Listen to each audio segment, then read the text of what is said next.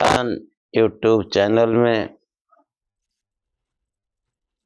आए हुए सभी सत्संगी जनों एवं प्रबुद्ध श्रोताओं का हम स्वागत करते हैं, सभी का अभिनंदन करते हैं और सभी को प्रेम पूर्वक जय शिव कहते हैं।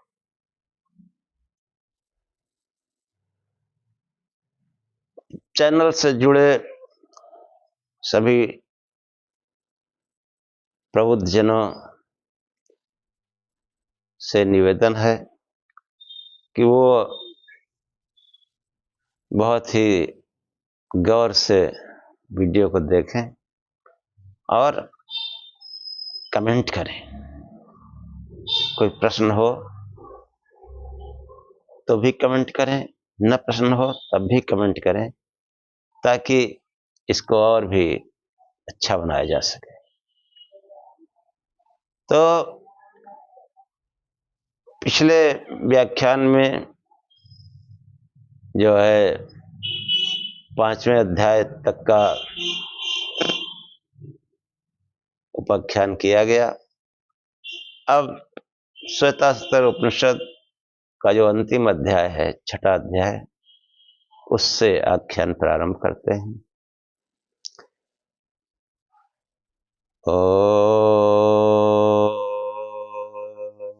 अश्तो मा सद्गमय तमसो मा ज्योतिर्गमय मृत्योर्मामृतम गमय।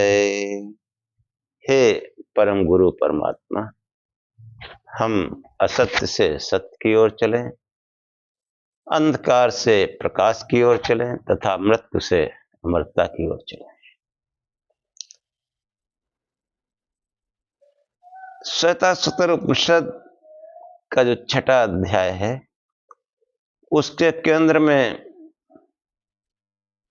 सृष्टि का संचालन कर्म से और कर्म का संचालन भाव से होता है। इस बीच चीज को जो है बताने का प्रयत्न किया गया है। तो जो ब्रह्मवादी लोग जो इकट्ठे हुए थे, तो तब भी यही चर्चा शुरू हुई थी, सृष्टि का संचालन कैसे हो रहा है।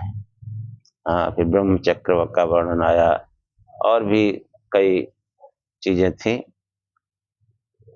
तो उसी का जो है निष्कर्ष निकालते हुए अंत में ये अध्याय है।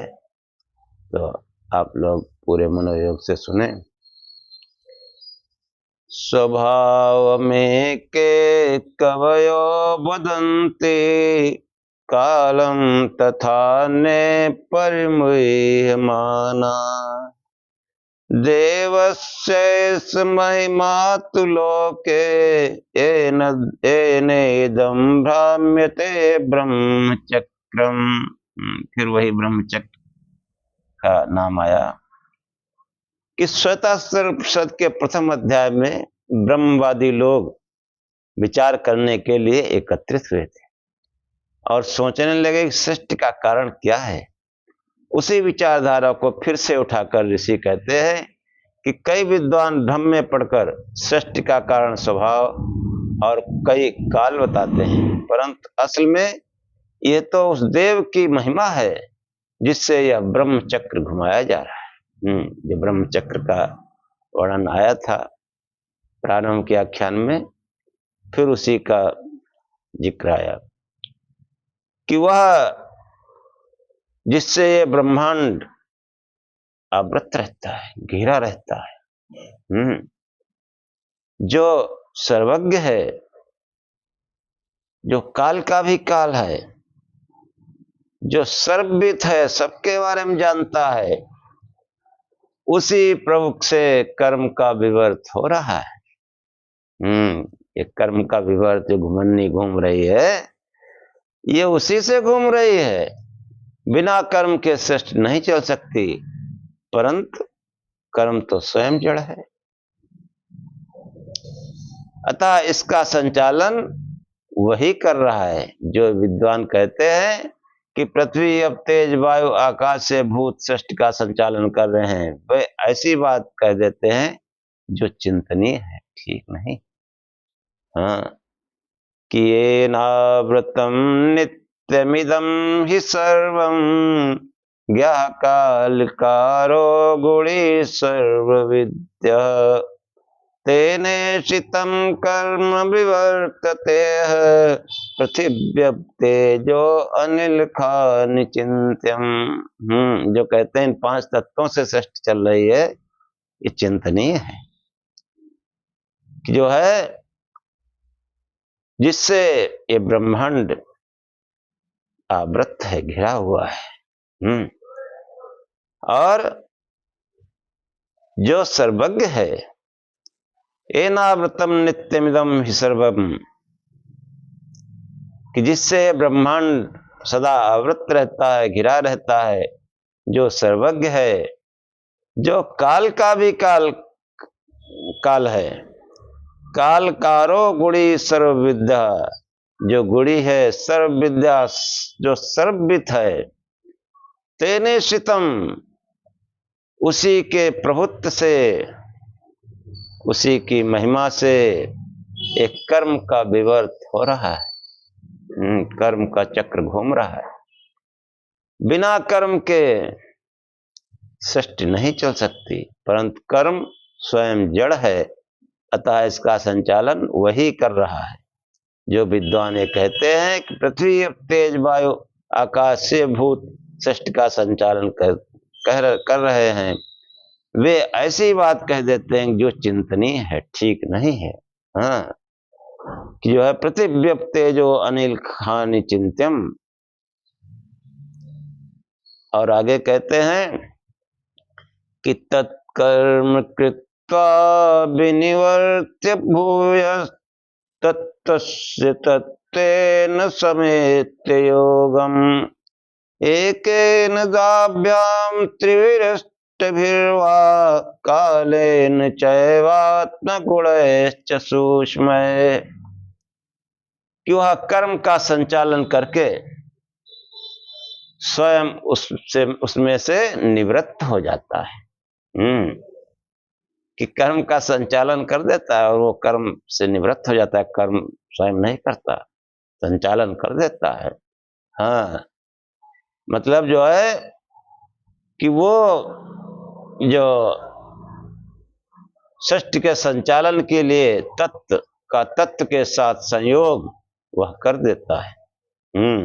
Combination of the elements or principles, वो कर देता है। जो भी तत्व हैं, जो सिद्धांत हैं, उनको वो जोड़ देता है, उनका संयोग कर देता है।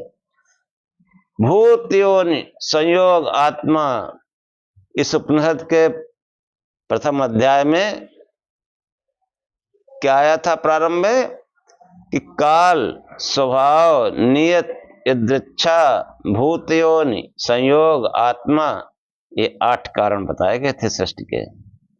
ये 8 कारण ही 8 तत्व हैं। काल से लेकर आत्मा के सूक्ष्म गुणों तक जो ये 8 तत्व हैं, उनमें से 1, 2, 3 या 8 तत्वों के संयोग से वह देव कर्म का संचालन करता है। ये स्वतंत्र कुछ भी नहीं है। इनकी अपनी कोई स्वतंत्र सत्ता नहीं है, सबका संयोग, सब मिलकर जो है वो संचालन हो रहा है इसका। ये 8 तत्वों के संयोग से वह देव, हाँ, वो परमात्मा देव कर्म का संचालन करता है। ये कोई स्वतंत्र नहीं है, स्वतः अपने आप जो है ये जो है संचालन कर दें, सृष्टि का निर्माण कर दें। हाँ, तो वो जो है, हाँ, वो कर्म को आरंभ कर देता है और फिर निवृत्त हो जाता है।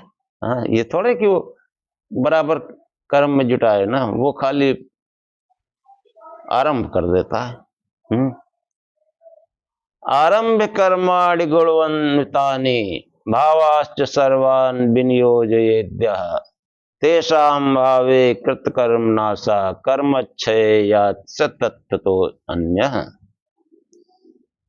कि फिर कहते हैं कर्म तो जड़ है, उसका आरंभ कौन करता है? वही देव सृष्टि के प्रारंभ में सत्रस्तम तीनों गुणों से युक्त कर्म को अपने मार्ग में प्रवृत्त कर देता है। परंतु कर्म भी कुछ नहीं कर सकता अगर उसमें भाव न हो। हम लोग जो भी कर्म करते हैं, कोई न कोई भाव अंदर रहता है, उस भाव से प्रेरित होकर तो कर्म करते हैं। कैसा भी भाव हो, उसी भाव के अनुसार कर्म होता है। तो कर्म तो जड़ है, कर्म जो है वो जड़ है, वो स्वतः प्रवृत्त नहीं हो सकता। उसके मूल में भाव रहता है, भावना रहती है हमारे अंदर। जैसा भाव होता है वो भाव ही कर्म में प्रवृत्त हो जाता है। कर्म का आरंभ उसी से होता है। कर्म शरीर है, भाव उसकी आत्मा है। कर्म मतलब एक्शन शरीर है, और भाव यानी इंटेंशन वो उस कर्म की आत्मा है। उस भाव के बगैर कर्म नहीं होता। देव ने सत्रस्तम इन तीनों गुणों को बनाया है। तो देखो, कर्म कैसे, कर्म शुभ भी हो सकते हैं, अशुभ भी हो सकते हैं। तो कर्म शुभ या अशुभ तभी होता है अगर इसमें से क्रोध अथवा प्रेम का भाव, या तो क्रोध का भाव होगा तो अशुभ कर्म होगा, और प्रेम का भाव होगा तो शुभ कर्म होगा। देव ने सत्रस्तम इन तीनों गुणों से युक्त कर्मों को प्रवृत्त किया, परंतु साथ ही कर्मों के साथ सब भावों को भी विनियुक्त कर दिया। अगर भाव का, मन की सकाम भावना का अभाव हो जाए, अब देखो फिर असली चीज पर आ गए कि भाव शुभ या अशुभ होते हैं, और उसी से सृष्टि चल रही है, जन्म मृत्यु बंधन रहता है। और ये जो भाव है शुभ या अशुभ, अगर भाव का यानी मन में जो है सकाम भावना का अभाव हो जाए, वो हट जाए, कि कर्म का भाव रहे लेकिन सकाम भाव न रहे, वो हट जाए, तो कृत कर्म का, किए हुए कर्म का नाश हो जाता है। यही निष्काम कर्म है जो उपनिषद के प्रारंभ में ईशावास्य समझाया गया, कि वो जो भाव है वो सकाम भावना उसमें ना हो, उसका अभाव हो जाए, वह हट जाए, तो कृत कर्म यानी किए हुए कर्म का नाश हो जाता है। मतलब उसका कोई मनुष्य के जीवन पर प्रभाव नहीं होता है, चिपकता नहीं वो कर्म जो है बंधन का कारण नहीं बनता। तो वो जो है भाव न रहे तो कर्म होने पर भी मानो कर्म नहीं होता, क्योंकि कर्म का जो कर्मपना है उसमें निहित भाव पर ही आश्रित है।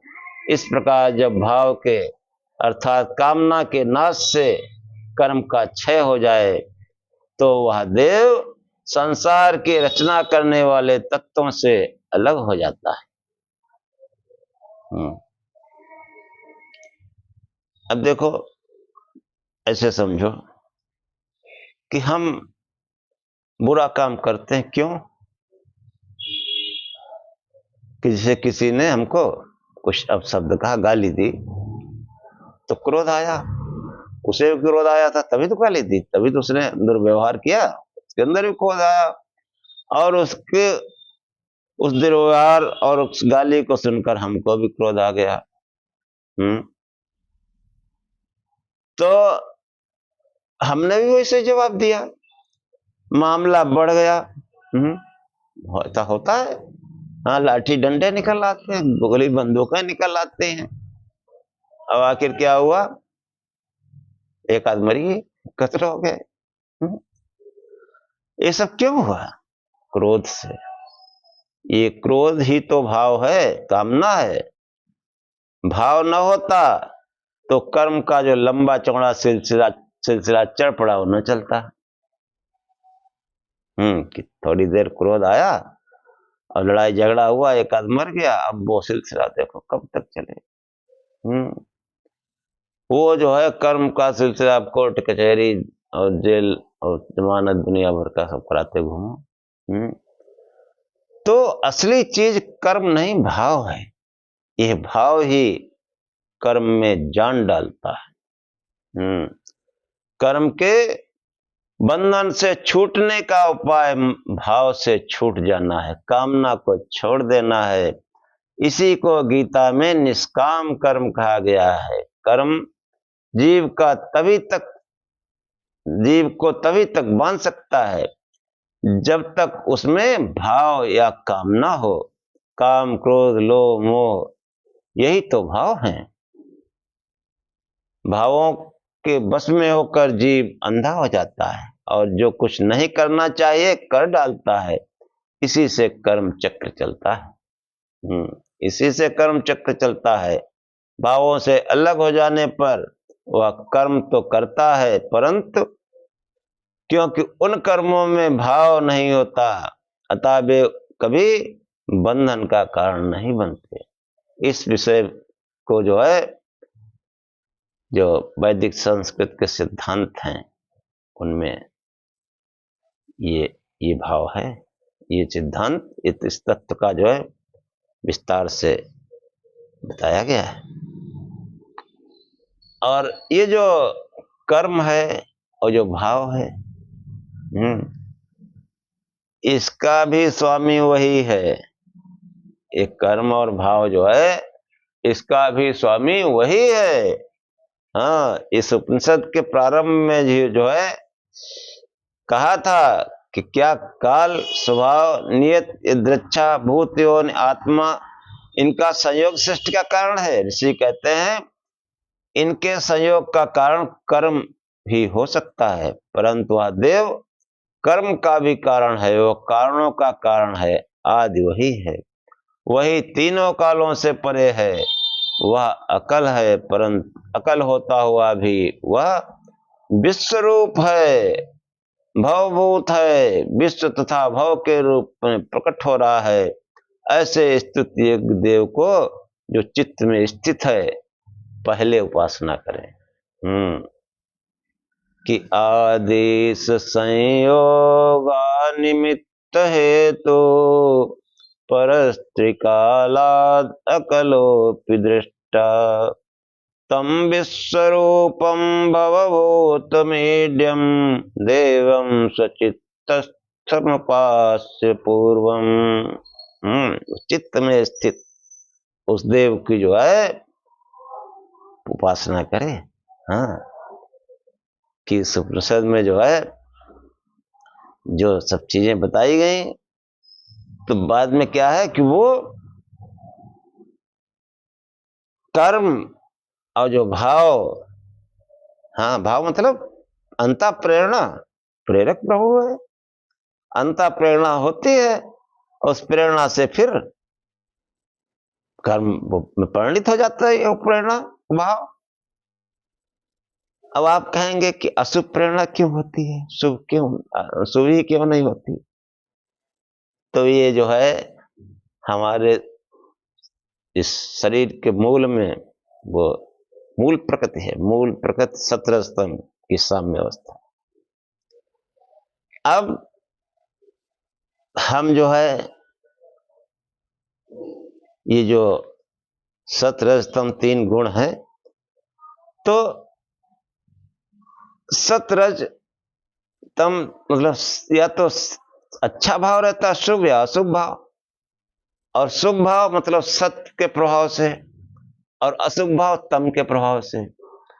और रज जो है वो स्वयं में कुछ नहीं, लेकिन वो एक्शन उसी से होता है, क्रिया उसी से होती है। जब शुभ भाव है तो वो उसको उसके साथ ले जाता है, उसको बल प्रदान करता है। और जब अशुभ भाव होता है तो उसको बल प्रदान करता है। अब ये शुभ अशुभ इन पर कैसे नियंत्रण किया जाए? तो अगर हम सत्वगुण को प्रभावी बनाए रखें अपने खान पान से, अपने आचार व्यवहार से, अपनी संगत से, अच्छे पुस्तकों के अध्ययन से, सत्संग से, ये सत्य जो है प्रभावी बना रहता है। जब सत्य प्रभावी बना रहता है तो शुभ कार्य ही होते हैं। और जब इनका उल्टा होता है कि खान पान भी दूषित है, संगी साथी भी गड़बड़ है, फिर वो तम प्रभावी हो जाता है और फिर अशुभ कार्य ही होते हैं। ये जो है कर्म का विधान है। और वो प्रेरणा तो उस देव से ही मिलती है, उस देव से ही भाव बनता है। अब वो शुभ बने या अशुभ बने, इसलिए हमको चाहिए कि हम पहले तो अपना भोजन सही रखें, शाकाहारी भोजन करें और सात्विक भोजन करें, अच्छे सज्जन लोगों के संगत में रहें, अच्छी पुस्तकें पढ़ें। देखो, कोई जब साधारण लोग जनसामान्य कोई मंदिर में जाए, कोई तीर्थ में जाए, तो उस समय देखो कैसा भाव रहता है, अशुभ भाव नहीं रहता। एक से उल्टे सीधे लोग भी जब मंदिर में जाते हैं पूजा करने, उस समय वो अच्छा भाव रखते हैं, अशुभ भाव हटा देते हैं। तो उस अशुभ भाव को हटाने से थोड़ी देर असर रहता है, लेकिन फिर वही संगत बाहर बैठी वो घेर लेती है, फिर उसी में रम जाते हैं। तो ये जो है प्रेरणा वो भगवान देता है, वो परमात्मा तो उसने तो सत्य से, अच्छाई से ही इसको बांधा है, उसी के प्रति श्रद्धा रखी, अन्नत के प्रति श्रद्धा नहीं रखी, अशुभ के प्रति श्रद्धा नहीं रखी। आपको पूर्वाख्यानों में एक मंत्र सुना चुके हैं कि दृष्टारूपे व्याकरोत् सत्यानृते प्रजापति अश्रद्धा अन्नतम ददात् सत्या सत्ये प्रजापति। दृष्टा रूपे व्याकरोत् सत्यानृते प्रजापति अश्रद्धा अन्नतम ददात् श्रद्धा सत्य प्रजापति। इस प्रजा का पालन करने वाले, इस प्रजापति, इस प्रजा को रचने वाले, इस प्रजा के स्वामी, ऐसे कहो, इस प्रजा के स्वामी यानी परमात्मा ने, उस ईश्वर ने जो है दृष्टा रूपे व्याकरोत् सत्यानृते प्रजापति, उस परमात्मा ने जो अंदर जो देव बैठा है, उसने सत्य और अनृत का विवेक किया है, दोनों को पृथक पृथक किया है। दृष्टा रूपे व्याकरोत्, उसको भली प्रकार देखकर दोनों को अलग अलग किया है। दृष्टा रूपे व्याकरोत् सत्यानृते, सत्य और अनृत को जो है बिल्कुल पृथक पृथक उस प्रजापति ने किया है। अश्रद्धा अन्नतम ददात्, उसने स्वाभाविक रूप से इस मनुष्य के अंदर अनृत के प्रति अश्रद्धा रखी है, और श्रद्धा सत्य प्रजापति, उस प्रजापति ने जो है सत्य के प्रति श्रद्धा रखी है। कोई भी मनुष्य कितना भी बुरे काम में लगा हो, लेकिन कहीं न कहीं सोचता रहता है, यार कहाँ गलत धंधे में फंस गए, अब कैसे निकले इससे, ऐसे सोचा करता है। कोई कितना भी पियक्कड़ हो, बहुत पियक्कड़ हो, और पी करके खूब बढ़िया बढ़िया बातें करता हो, उस मदिरा की तारीफ करता हो, लेकिन वो कभी ये नहीं चाहता है कि उसका बच्चा जब पढ़ने जाए तो कहे लो बेटा एक पैर तुम लगा लो तब जाओ ना, क्योंकि वो अन्नत के प्रति ऑटोमेटिक उस परमात्मा ने अश्रद्धा रखी है और सत्य के प्रति श्रद्धा रखी है। अब ये जो हमसे गड़बड़ हो जाता है वो हमारे गलत खान पान से, गलत संगत से हो जाता है। तो हमको अपने खान पान पर, अपनी संगत पर विशेष ध्यान देना चाहिए। तो ये जो है, जो कर्म तथा भाव है उसका स्वामी वही, प्रेरणा वही वर्ता है। हाँ, अब देखो, वह प्रकृति रूपी वृक्ष तथा काल की नाना आकृतियां उनके नाना भेदों से परे है, वह इससे अन्य है, उसी से विश्व का प्रपंच परिवर्तित हो रहा है, चल रहा है। वह धर्म को प्राप्त कराने वाला है और पाप को काटने वाला है। हाँ, भाग्य का वही स्वामी है, विश्व के धाम उस अमृत स्वरूप भगवान को आत्मा में स्थित जानकर उसकी उपासना करें। हाँ, आत्मा में स्थित है, ध्यान करो, उसकी उपासना कैसे करो, ध्यान करो।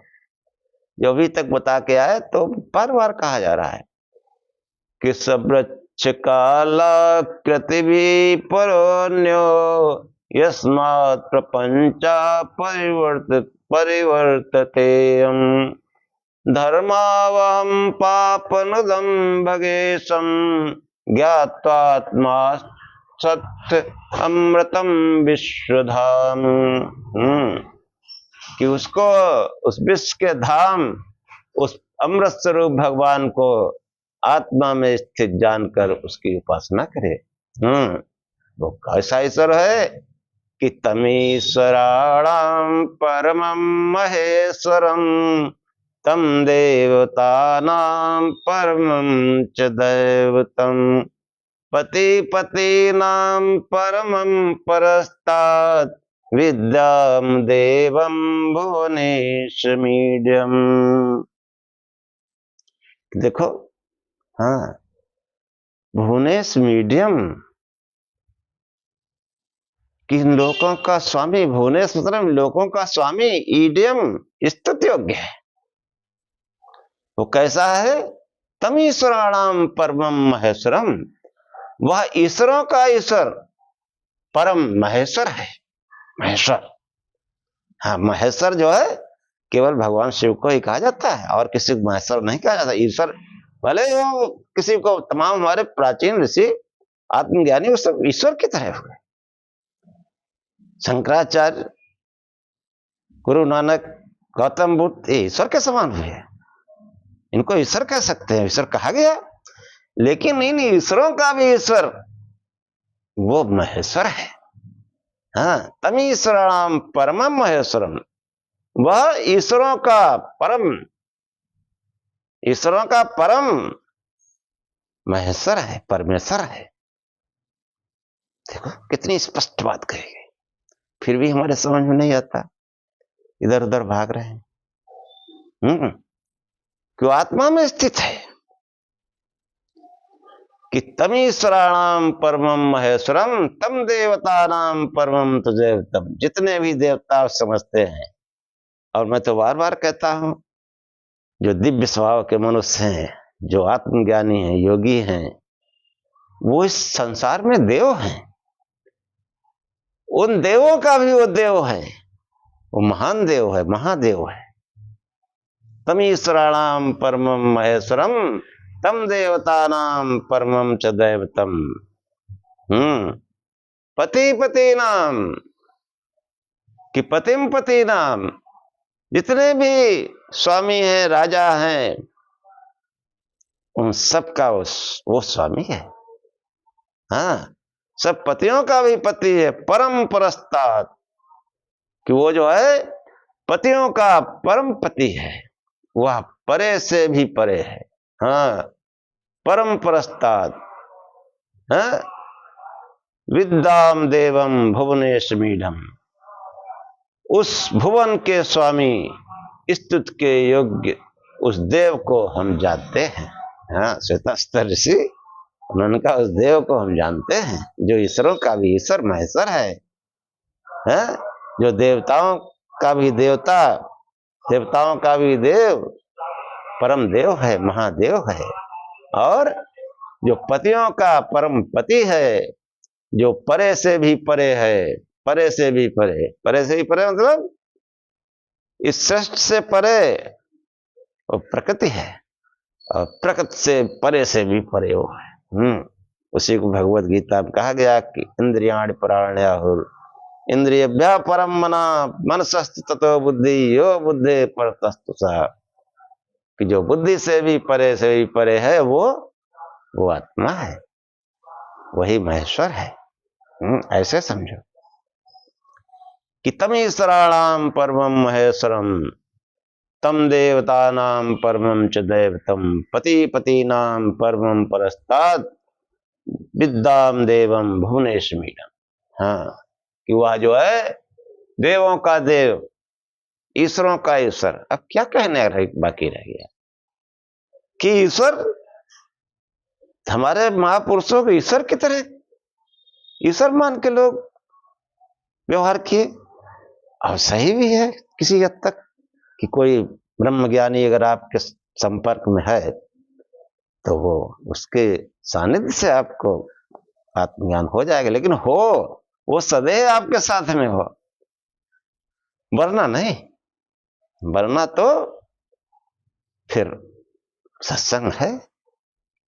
हाँ, ऐसा समय आ गया है कि तमाम रंगे पुते घूम रहे हैं, ठगे जा रहे हैं, इसलिए जो है वो परमात्मा ही गुरु है, वो आत्मा ही गुरु है। और सत्संग, बौद्धिक सत्संग से ज्ञान होगा, वैदिक सत्संग से। कि सत्संग की जो वैदिक व्यवस्था का जो आख्यान ने कहा है वैसे होगा, बुद्धिपूर्वक सत्संग करो, विज्ञान संगत। हाँ, ये सनातन कोई ऐसी वैसी चीज है, बहुत सर्वोत्कृष्ट ज्ञान है, इसीलिए मैंने चैनल का नाम प्रज्ञान रखा। प्रज्ञान मतलब उत्कृष्ट ज्ञान। तो ये जो है कि हमको चाहिए कि हम उस ईश्वरों का ईश्वर, हाँ, ये जो महापुरुष, जो योगी जन, ऋषि जन, ये कैसे ऋषि बने, योगी कैसे बने, ये उस महेश्वर की उपासना से बने। वो ईश्वरों का भी ईश्वर महेश्वर है, और हमको कौन सी बाधा है कि हम सीधे ही महेश्वर की उपासना नहीं कर सकते? हम भी कर सकते हैं। और जो वाकई ऋषि हैं, वाकई संत हैं, आचार्य हैं, गुरु हैं, वो यही बताते हैं कि भाई देखो हमने बता दिया, अब तुमको स्वयं ये सब करना पड़ेगा, और स्वयं करो, तुम भी सब कुछ हासिल कर सकते हो, कोई नहीं रोक टोक है। कि तमीश्वराणाम परमं महेश्वरम तम देवतानां परमं च दैवतम पति पति नाम, चाहे कितने बड़े बड़े स्वामी हो, सबका स्वामी वो है।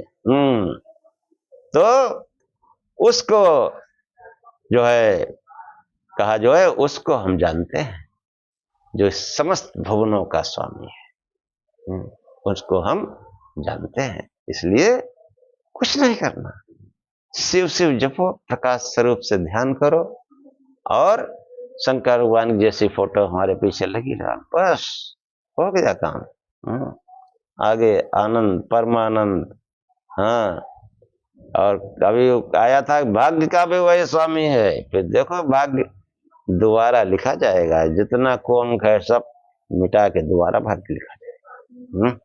दोबारा बस शिव शिव जपते रहो, हाँ, ध्यान कर लो, जितने तेजी में करोगे उतने जल्दी जीवन बदल जाएगा, मनुष्य होने का अर्थ पा जाओगे। क्या कहें, तो यही व्याख्यान समाप्त करते हैं।